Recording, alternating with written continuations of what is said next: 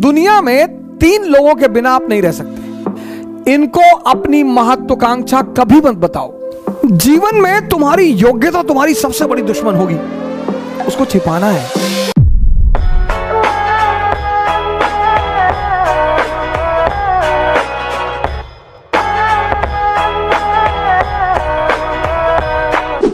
सारा राज समझदारी का है,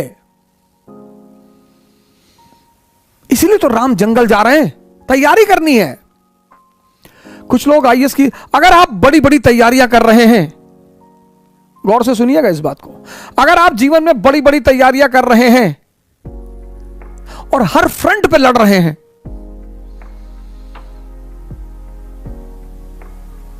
हमारी माता जी हैं, एडवोकेट हैं गोंडा डिस्ट्रिक्ट में, बड़ा परेशान रहती गांव के लोगों को लेकर।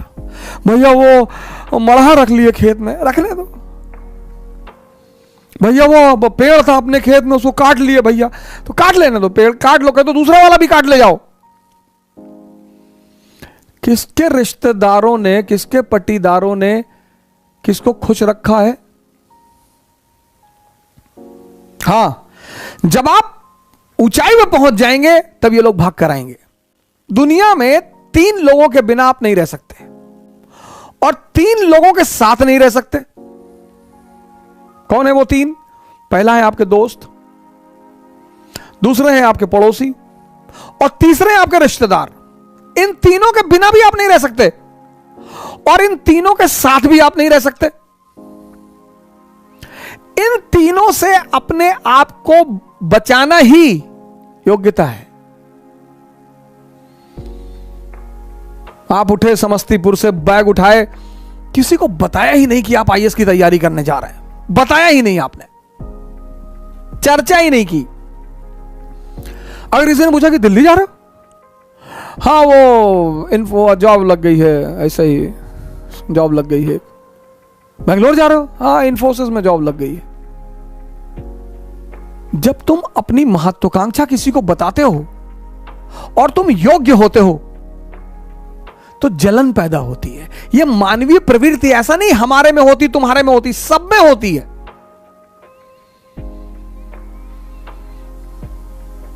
सब में। अभी तुमको ऑस्ट्रेलिया में आईएएस बना दिया जाए, तुम नहीं जाना चाहोगे। कौन जानता है तुमको ऑस्ट्रेलिया में हो गए आईएएस। इसलिए जब तुम आईएएस बनते हो, मंत्री बनते हो, नेता बनते हो, अपने घर की तरफ भागते हो। जितने लोग बंबई में कमाते, दुबई में कमाते, कमा वहां रहे हैं, मकान बनवाते हैं गांव में 2 बीघे में, हाँ बड़ा मकान, बड़ी बड़ी दीवारें और करीब 1 बीघे में मकान और ट्रैक्टर खड़ा हुआ है। क्यों? क्योंकि वो जो पट्टीदार हैं आपके, वो डेली उस मकान से गुजरेंगे और डेली मरेंगे। उसका मजा है सर। दूसरे को क्या दिखाना सर। अब आप गोरखपुर से गए, सेटल हो गए बंबई में, कौन जानता है आपको बंबई में, लेकिन बैजूडीहा गांव के आप रहने वाले हैं। वहीं के लोगों ने आपको गाली दी है बचपन में, चुनौतियां दी हैं, आपको ताना मारा है कि कुछ नहीं कर पाओगे, तो आपने 3 बीघे में मकान बनवाया गांव में। कोई नहीं रहता, कोई रहता ही नहीं, इतना बड़ा ताला लटका है। लेकिन पूरा गांव जब उस मकान से सामने से गुजरेगा तो डेली मरेगा कि बहुत पैसा शुक्लवा कमाए, तस्करी उस्करी करता होगा। दुनिया में तुम 3 लोगों के बिना नहीं जी सकते और तुम 3 लोगों के साथ नहीं जी सकते। इनको अपनी महत्वाकांक्षा कभी मत बताओ। अगर तुम योग्य हो, ये तुमसे चिढ़ेंगे। कृष्ण को देखो, बलराम मजाक उड़ाते, सगे भाई हैं, गोरे नंद जसोदा गोरी, तुम कत श्याम शरीर, तुम्हारी मां भी गोरी, तुम्हारे पापा भी गोरे, तुम काले हो, तुम इनके बेटे हो ही नहीं।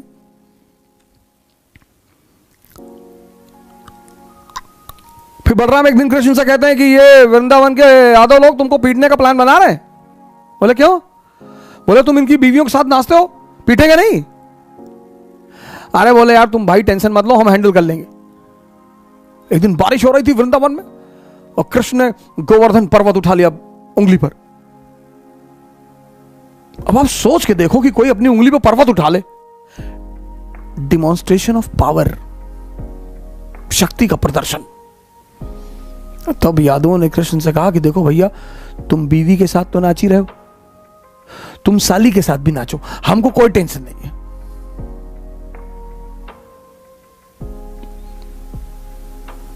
जीवन में तुम्हारी योग्यता तुम्हारी सबसे बड़ी दुश्मन होगी, उसको छिपाना है।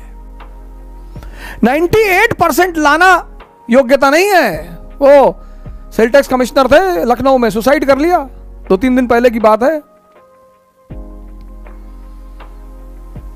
योग्यता है इस दुनिया को हैंडल करना। एक साहब है हमारे मित्र, कहते हैं तुम नौजवान क्रांति चला के सबको बचा लोगे। हमने कहा हम तो बचा लेंगे। नहीं नहीं, तुम्हारा क्या मकसद है कि तुम कोरोना से कोई मरता नहीं है? कि मरते तो लोग टिटनेस से भी हैं। मरने का क्या है? शुगर ज्यादा बढ़ जाए आदमी मर जाए, दूध ज्यादा पी ले डायरिया हो जाए मर जाए। मौत को तो बहाना मांगना है ना, उसे तो बहाना चाहिए। जो बड़ी क्रॉनिक बीमारियां हैं, कैंसर, बड़े सारे लोगों को मैं जानता हूं 10-10 साल से जिंदा है, कुछ नहीं हो रहा है।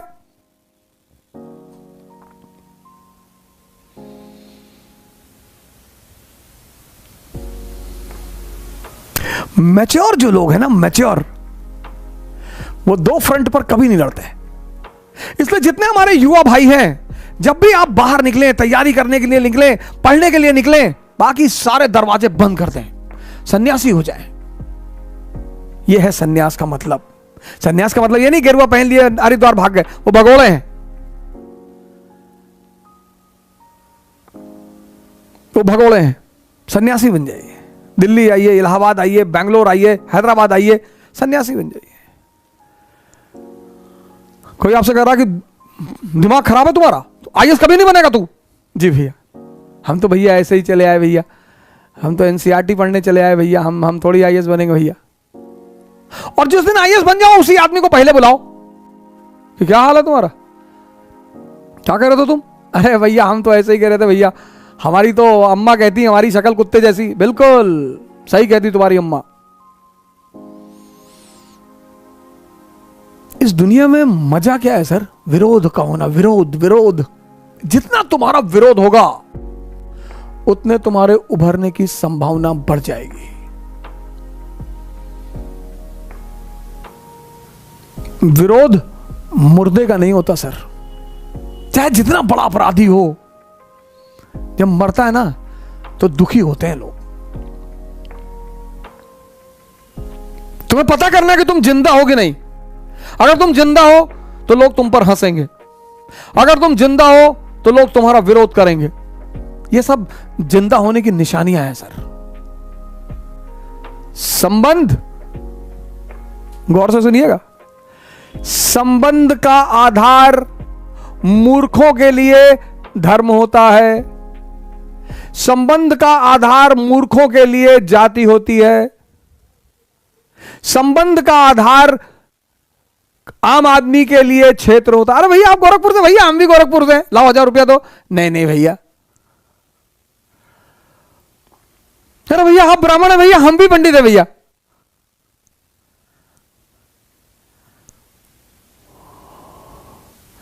आम आदमी के लिए संबंध का आधार क्या है? जाति, धर्म, क्षेत्र। एरिस्टोक्रेसी के लिए संबंध का आधार क्या है? इंटरेस्ट। इंटरेस्ट। दुनिया में इंटरेस्ट छोड़कर है ही क्या? कुछ भी नहीं। और दुनिया में 2 जीवन है। एक बात याद रखिएगा, ये जो सिद्धांतों की बात मैं करता हूं ये दुनिया के लिए करता हूं, वर्ल्ड, इस वर्ल्ड के लिए। एक आध्यात्मिक जीवन है, वो दूसरी दुनिया है सर, वहां के नियम अलग हैं, वहां के कानून अलग हैं।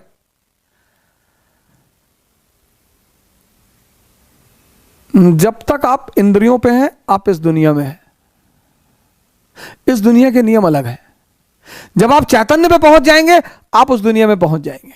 उस दुनिया के नियम अलग हैं, उस किनारे का नियम अलग है, बुद्ध का नियम अलग है, महावीर का नियम अलग है। लोग हमसे कहते हैं कि अरे आप कृष्ण को कैसे डिफेंड करेंगे? मैंने कहा कृष्ण बहुत बड़े खिलाड़ी हैं, इस दुनिया में भी खेलना जानते हैं, उस दुनिया में भी खेलना जानते हैं, दोनों किनारों पे हैं। आमतौर पर आप एक ने एक किनारा छोड़ दिया तो आप एक ही किनारे पे बैठेंगे। इसलिए हमने उनको परम योगी कहा। वो जानते हैं इंद्रियों की दुनिया बेईमानों की दुनिया है। तो जिसकी जो दुनिया है उससे उसी भाषा में बात करनी पड़ेगी।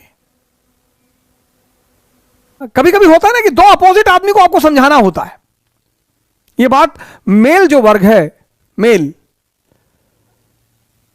पुरुष, वो ज्यादा समझेगा, खासकर जब उसकी शादी होती है। दो सुपर पावर आमने सामने होते हैं, पत्नी और मां, और दोनों के बीच कोल्ड वॉर शुरू होता है कि गुलाम किसका। पत्नी खाना बनाएगी, अब अपने पति से पूछेगी कि कैसा बना है। वो तो कहेगा कि ऐसा खाना तो भाई जन्नत में भी ना बनता होगा, बहुत जबरदस्त खाना। फिर मां खाने बैठेगी, फिर मां पूछेगी, मां कहेगी बेटा ऐसे दाल बनाते हैं, ऐसे नमक भर दिया उठाकर, ये दाल है, ये सब्जी है। सर कोई मामला थोड़ी होता है, दोनों को सिर्फ यह चेक करना होता है कि गुलाम किसका। अब यहीं पे बहुत सारे हस्बैंड, नए नए हस्बैंड जो हिस्ट्री नहीं पढ़े होते हैं, वो फंस जाते हैं। क्योंकि अगर आपने मां का पक्ष लिया तो आप ठोके गए। बीवी कहेगी तुम ही तो कह रहे थे जन्नत में ऐसा खाना नहीं मिलता। और अगर आपने बीवी का पक्ष लिया तो मां नाराज हो जाएगी कि जा घुस जा पल्लू में, मैं तो जानती थी। तब आपको पता है कौन याद आएगा? हिंदुस्तान का एक महानायक आपको याद आएगा। कौन? जवाहरलाल नेहरू। और उनकी एक नीति आपको याद आएगी, कौन सी? गुट निरपेक्षता, नॉन अलाइंड। तब आपको पता चलेगा कि अरे बाप, ये है नॉन अलाइंड।